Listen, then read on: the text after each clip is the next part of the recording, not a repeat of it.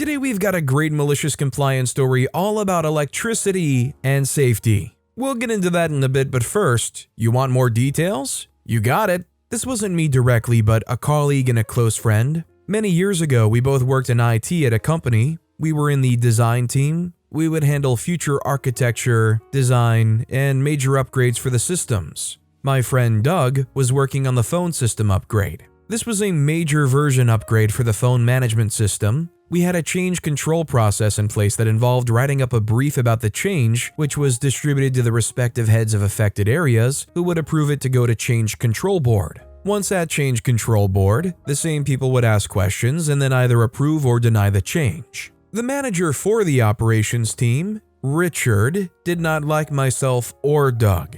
Decided we were a threat to him despite us not caring about trying to get up the ranks there. We just wanted to do the job we enjoyed. Richard had made it his prerogative to do whatever he could to make us look bad. Now, for this change, Richard had done a similar change a few years prior. So, Doug used Richard's original change request as a template to copy off. Richard, being the butt hat that he is, sent an email to all involved in the change board, including the branch head, saying the change request was lacking information and recommended everyone reject the change until greater details are provided. Cue malicious compliance. Doug was not only a very efficient and effective worker, but a brilliant wordsmith and wrote top-tier technical documents. As the CCB would only sit once a fortnight, and he now had to wait 2 more weeks to submit, he had plenty of time to provide details. What is meant to be a simple 1-page overview of the change was turned into a 120-page document with every single aspect of the change covered in excruciating detail. Next CCB comes around and Doug fronts the CCB for questions. Richard thought he would be smart and ask technical questions to try to sound smart. Every single one was met with Doug tapping the printed version of the change request he brought with them. Richard never tried that stunt with us again after that. His hatred for us eventually led to him getting demoted by his own actions, but that's a story for another day. Honestly, I would have loved to have more pointing out that it was based off of something that he had originated. Honestly, I thought the whole thing was actually going to go in that direction. That said though, it's very nice to just embarrass this guy and show to all of those people there that he clearly paid no attention or did any pre-work. Also, hi, I'm Steven, and if you guys enjoy awesome stories of malicious compliance, why not hit those like and subscribe buttons down below? That said, our next story is, take notes of everything you say in the meeting? Okay, but it'll get you fired. So this happened a few years ago, and I'll be vague since I'm still not sure if the dust is fully settled from this fiasco yet. At my former company, I was the secretary for a small improvement team that would meet monthly to discuss issues within the company and brainstorm ways to fix them. Something you need to know about me is that I was given this role because people know I'm meticulous at keeping records due to HR-related issues I had at a previous place of employment. I don't think my boss realized that this careful record-keeping applied to her as well, especially when she appointed me to be secretary of this little committee, but I digress. I was a model employee, Reed award-winning, and went above and beyond what was asked, as were many others in my department, but we were still having customer complaints and dealt with regular safety issues due to the company at large and through no fault of our own. When we brought these concerns to our boss's attention, emails were left unread, and during in-person exchanges, we were called whiny, needy, and were told that we needed to just deal with it. Whatever the issue, from items being stolen by customers to people being unhappy with the procedures the boss had set down for us to follow, it was always made to somehow be our fault. When we sought support from other departments, we were met with cold indifference, since the boss was great to them, and we must be exaggerating the things she said to us. Well, during an improvement meeting at the end of the fiscal year, it all came to a head. Myself and a couple of my team members dug our heels in and were insistent about the unresolved issues the boss refused to acknowledge. And she finally went off on us. She told us everyone was incompetent, didn't deserve our jobs, and that maybe customers would like us more if we were more likable. When people pressed her on safety issues, she continued to reiterate that we would just have to deal with it, and that if someone was going to die, they already would have, right? I, as the secretary, did my duty and took notes of all that happened over the course of that meeting. I usually did bullet points, but that night, I was feeling a little more thorough, so I wrote down words. Every word that was said, every hateful comment, denial of accountability, and idle threat was recorded in black and white. Now, a second part of my job was to distribute the notes from the improvement meeting to the rest of the company. So, come the next morning, I ran about 100 copies of the transcript of the meeting and hand-delivered them to every single department in the building. And things blew up. People from other departments who had attended the meeting were able to verify that everything I had typed up had really been said, and folks were mad, threatening to quit, refusing to do their normal duties, browsing Indeed during work, etc. My boss's boss, who worked at HQ, so I didn't get the opportunity to hand her a copy, got wind of these meeting minutes only a few hours after I'd handed them out and had an hour-long, off-the-record conversation with me about all the safety issues I had documented, all of the concerns I had submitted to management in writing, and all the records I had regarding my boss's inaction. She was very grateful for the 100 pages of documentation I sent over and thanked me for my time. The day after I unleashed Pandora's box, I put in my 2 weeks' notice, took a new job, and pieced out to greener pastures. At first, it seemed like things were calming down after I left, but the following year, the company did not renew my boss's contract. I still feel a bit bad because I wasn't trying to get her fired or ruin her life. I was just desperate for some accountability thrown her way to create some positive change in the company. But at the end of the day, I just did what she asked me to do.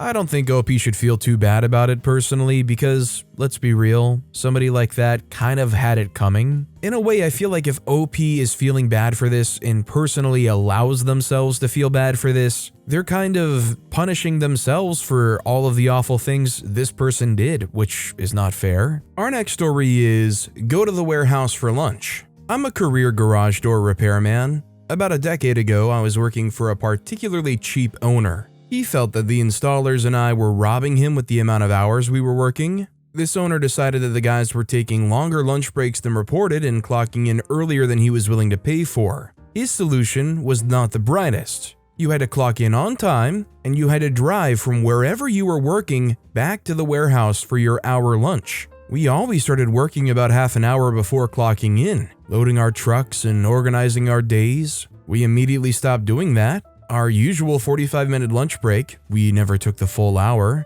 now could take up to 3 hours depending on drive time. Overtime went from roughly 2 hours a person per week to almost 8. This lasted exactly 1 pay period. We all tried to tell him, but some people just don't understand until they see it. Sometimes some people just don't see the car crash coming until it happens. And frankly, all you really can do is just get out of the way and let them experience it. Our next story is, I have to eat that? Okay. When I was a kid, I did a sleepover with my best friend. We had dinner at the table. I was in the best seat against the windows hemmed in by parents at either end. Back then, I hated onions and they hated me. Unfortunately, we were served some kind of onion soup. The steak, potato, and green beans were disappearing, but the mom noticed the onion snub. You don't like the soup? I said, nope, sorry. But it's good, you haven't tried it. Okay. They said just a few bites. Little did they know I was pretty abused at home and learned to obey every order. I spooned some onion goo in quickly so as not to taste it. Vomit boiled up my throat. Must be polite, don't drench the table. Edit, I vomited out of hatred for onions, not involuntary. I was a quietly defiant child and no wonder. I clenched my teeth and looked for a way out. Crawling was impolite, and besides, if I bent over, I'd spew. The dad was obliviously shoveling, blocking the quickest route out. I stood practically in his armpit waiting for him to realize I needed him to get up so I can barf. The mom finally said, Stan, I think she needs to get by. He moved. I shrieked to the toilet. Their bathroom was close to the table. They surely heard me. That nice dinner on a formal table setting, to the soothing sounds of me upchucking everything I'd eaten since Tuesday. I hope I didn't spatter much, but I was too young to notice or clean up very well. When I came back, my soup bowl was gone. They let me choose where and what I ate after that. You know, if you're feeding a kid or like anyone and you don't really know what they like or don't like, probably pretty important not to try to force foods on them that they haven't necessarily said they're okay with. Although I feel like me saying that is also just kind of like common sense. Our next story is, won't pay out my PTO? Well, can I take PTO and work? At my last job, I'd given them notice, and I'd assumed they'd cut me a check for the 55 hours of PTO I had left over. But no, they said I would lose it if I don't use it. So I went ahead and used my PTO for the last 55 hours I was scheduled to work, because I wasn't about to waste that. But then I remembered a time a few weeks back. I had taken PTO, but then I'd worked about 30 minutes into my PTO. I ended up earning time and a half, as with my PTO plus 30 minutes of extra work. I enjoyed my coworkers. I wouldn't be working, so I sent an email to my manager. Hey Mark, I know we're a bit understaffed and I know I took PTO already, but I wouldn't mind working anyway. Is that okay to work? Mark responds, yes, we'd be happy to have you. My hourly rate was $25 at that point. Time and a half puts me at $37.50, which I was fine with earning. So come my second hour of Thursday, I'll be earning time and a half. So I worked, had fun. Come Monday after my last day, my old boss calls me and says, did you work 135 hours last pay period? I say no, I worked 80 hours and I used 55 hours of PTO. Cause like your overtime pay put us over budget. I said, yeah, that sucks. You did say I was good to work despite the fact that I had scheduled PTO, right? He said, I did. I said, yeah, thanks. He starts laughing. Yes, I got paid. Company now pays out PTO when you quit because of me. In the end, they paid me $2,062 in overtime pay, plus the 80 hours I worked earned me $2,000. So typically 80 hours of work would cost them $2,000, but because they wouldn't pay me out my PTO, they ended up paying double when they could have just cut me a check for $1,375 and saved $700. Essentially, in their effort to rip me off my benefit, I made them pay $700 for their greed. I made sure to get permission to come to work, despite the fact that I'd already scheduled my PTO. FYI, previously in another interaction, I was told once PTO was approved, it can't be canceled. Hey, I mean, this is the way to do it if you're not going to be working anyways. And you're not the kind of person to just lounge around for a while you collect that free PTO, then shoot, it is mighty lucrative to double dip here. Our next story is, make your electrical installation safe.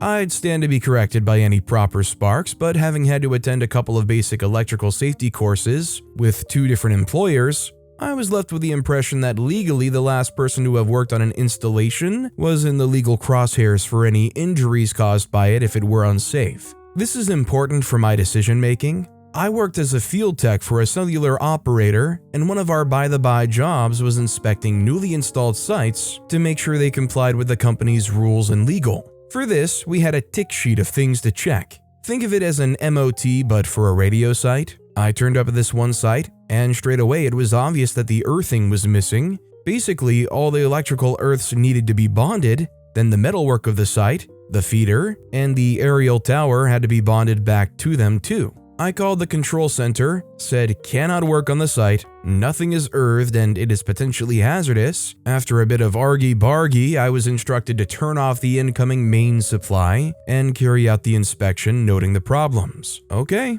I'll do as you ask. So power off and now there's no service for the area. I worked through my checklist, noted the problems including the lack of earthing, packed up, left site and down the road, called in to say finished. At which point they tell me something's wrong, the site is still down. Yeah, I know, it's powered off as instructed. Told I need to turn it on and this is where I quoted the info I'd been given. The last person to work on an installation is responsible and since it's unsafe and beyond me to correct, it is staying off. This was of course partly bloody-mindedness, partly covering my own back. And mostly I knew that with the site down and losing money, they'd make the ready contractors come back and correct their mess up. Hey, if I got to a site like that and I found out nothing was earthed, I'd be wanting to shut it down and I would not be liable to go back out there and turn it on myself either. You're not going to put that liability or safety issue on me. Our next story is, it's not rude? Okay, I'll say it too then. This story is old. I must have been 7 or 8 at the time. When I was little, if I broke a rule or made a mistake and said, I didn't know, my mom would say, well now you know, in a very condescending, obnoxious tone of voice. I eventually got annoyed with this and fed up and told her that she was being rude and she said it wasn't rude. Well, long story short, anytime she said she didn't know about something after that, I would tell her, well, now you know, in the same tone of voice. Eventually, she got fed up with this too, and we both agreed to not say it anymore. Greatest triumph of my childhood. We get along great now. I was just a stubborn kid. I'm glad OP had that clarifier at the end there. This isn't like some overly staunch parent that's trying to force their ways or anything. It's just a cutesy memory to look back on, and what was a great learning tool for really both sides. But with that being said, that's all the time we have for today. Now, if you want to hear another awesome malicious compliance story, check out that video on the left. Or if you missed my latest video, check out that video on the right. That said, I'll see you all next time with some more stories.